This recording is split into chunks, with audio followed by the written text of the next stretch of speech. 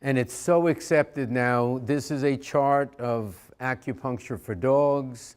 They have it for horses, for pigs. I once went to visit a friend of mine who runs, it's called Green Chimneys, that puts homeless children together with animals from all over the world. It's an amazing place. He had a little hamster that fell off the desk and hurt its back and was paralyzed in the back legs. I asked his wife if she had a sewing needle. I sterilized it on the stove and I did acupuncture, and the hamster walked instantly. I could lecture here every day, 8 hours a day, for 5 days, and not teach you everything that I've learned or you could learn. So in under 2 hours, my goal is to get you to see that integrative medicine is what you need to embrace. Okay, example.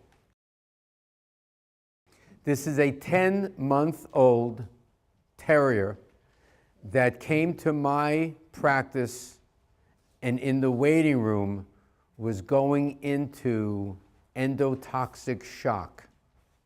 He was hemorrhaging out of his rectum and his mucous membranes were pale to white. This is one of the 4 bills from one of the largest specialty facilities in our area.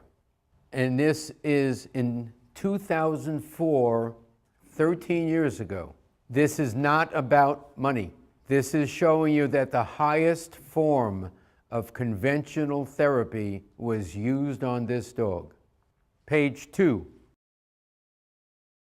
Page 3. Page 4.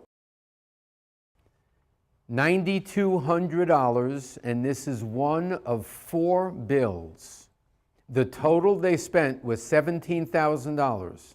Now that would probably cost $25,000 or more. But the point to make is that the end result of this therapy is we had a dog that was hours away from death. Our therapy. We stopped all conventional medicine. We don't always do this, but it obviously was not working. We started intravenous vitamin C for 1 day. We gave injectable homeopathic remedies from Germany. We sent this dog home 24 hours later, where the specialty hospital hospitalized the dog for almost 6 weeks total. This is a picture when we started therapy, emaciated and full ascites.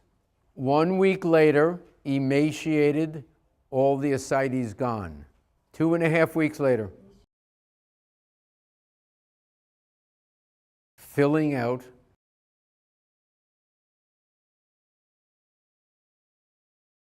8 months later, 1 year, 2 years, 5 years.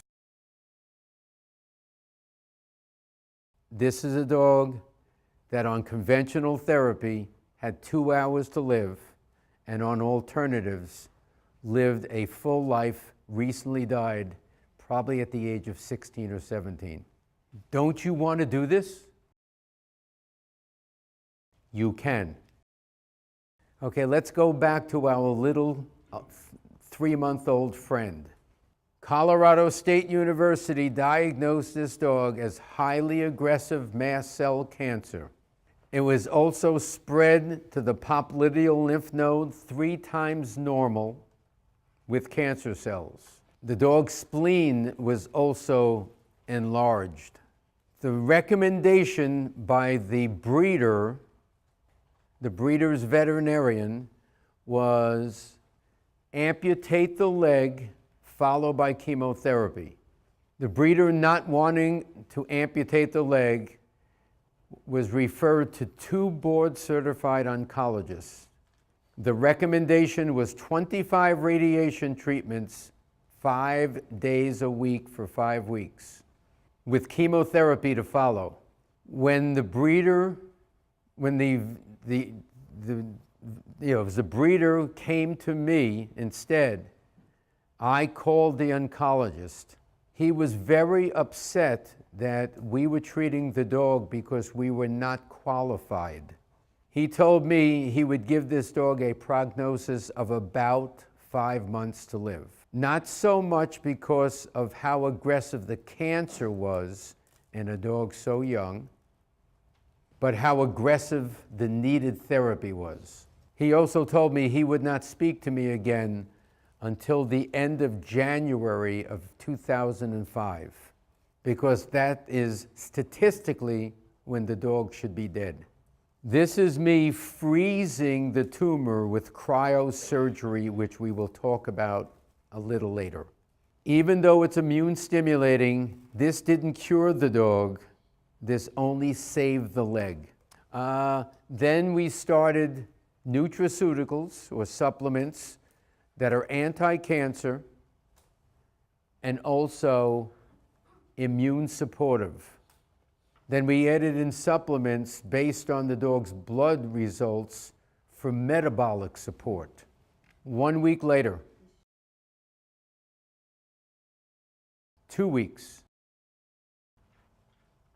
5 weeks later, February, this is 2 weeks after the oncologist said that the dog would probably not be alive. It's now a scar. I wrote this in my book 20 years ago. Cancer is the ultimate excuse to get healthy. That's the dog 7 months old. Look how healthy he is. He is also 25 pounds heavier than any other dog in the litter of 11. 7.5 months later, the original tumor, notice the date,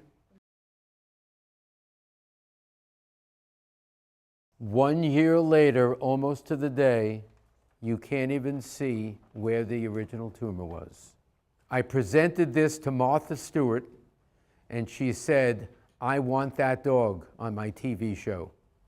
I contacted the breeder, and he said, unfortunately, I had to adopt the dog to a weightlifter. Unfortunately, he ripped my rotator cuff out of my shoulder and destroyed 2 of my stainless steel runs.